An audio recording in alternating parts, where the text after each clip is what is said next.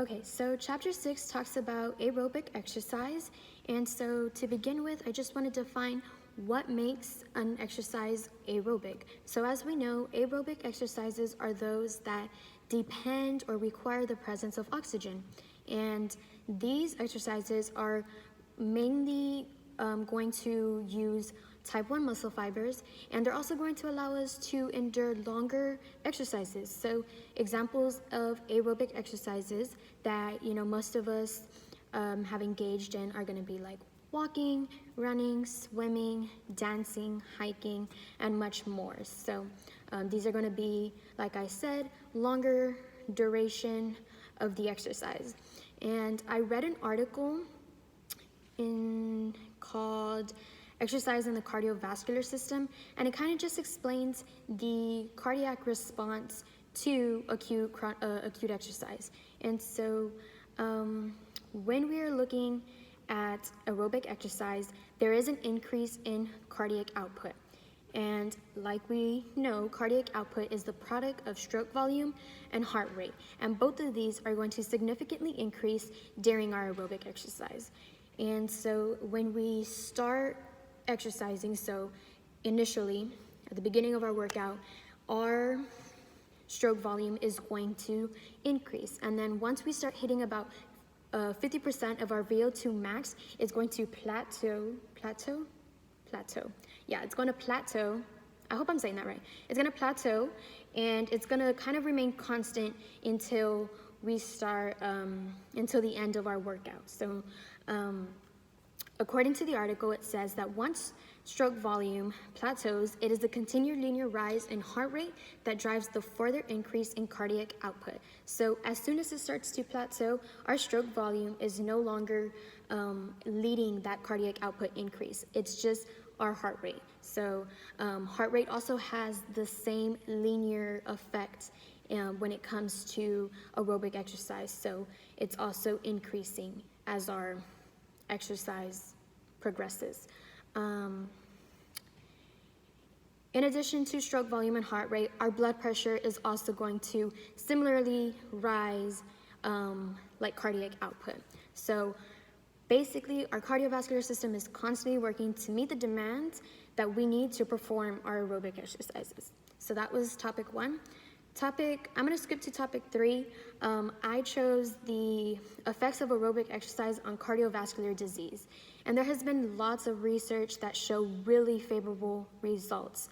There's a lot of benefits that come with exercise in general and our health. So some of the benefits as far as for our cardiovascular or cardiovascular disease, some of the benefits include an increase in aerobic capacity. So we're looking at aerobic exercise, engaging in aerobic exercise, practicing aerobic exercises is really going to increase our capacity, our endurance for that.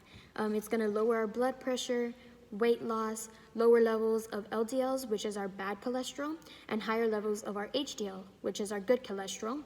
And it's also going to lower our blood glucose. So those individuals who, have, cardiovascular disease or have experienced, some cardiac event, they, should engage in some kind of physical activity because there's, it might pose some risk, but the benefits are going to outweigh them. And, according to the ACSM, every American should be engaging in at least 30 minutes of moderate exercise on most days. So 5 days, So 5 days or most days out of the week. And I did a little bit of research and I found an article entitled Exercise and Cardio Health. And they state that evidence has shown that reducing cardiovascular risk factors through exercise can actually reduce the chance of of having or experiencing a cardiac event. And I mean, like I said, there's so much research out there that really shows the favorable results of exercise and cardiovascular disease. And then I'm going to go back to topic 2. For some reason, I didn't understand this one fully, but I'm going to try and tackle it the best that I know how. I chose the hemostatic response to acute aerobic exercise. And so I kind of put it together. Hemo means blood, and static means, constant or normal.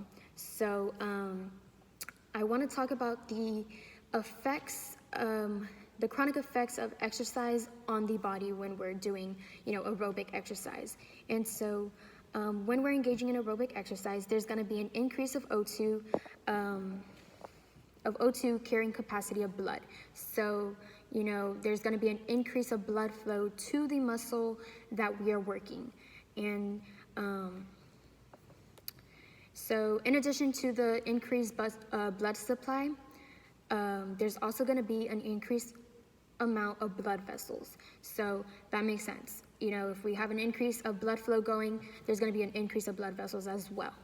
And that's going to allow our lungs to take in and distribute more O2. Let's see. So upon aerobic exercise, our resting heart rate, of course, is going to go down, and our maximal heart rate is going to go up as intensity and time goes up as well. So there's a relationship there. There's going to be an increase of stroke volume at rest, and there's going to be more glycogen stored in the muscle. And then last thing that I want to just go over is that there's going to be an increase in muscle size and strength. So during exercise, typically, or aerobic exercise in this case, there are blood vessels are going to vasodilate. And basically what that means is that they are going to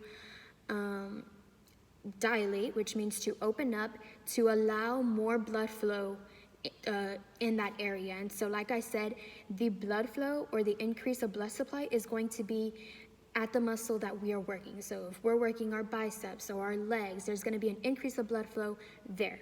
And so that's kind of what I got as far as like the hemostatic responses to acute aerobic exercise. I'm interested in seeing what you guys have researched on this topic, but thanks for watching my video, and I hope you learned.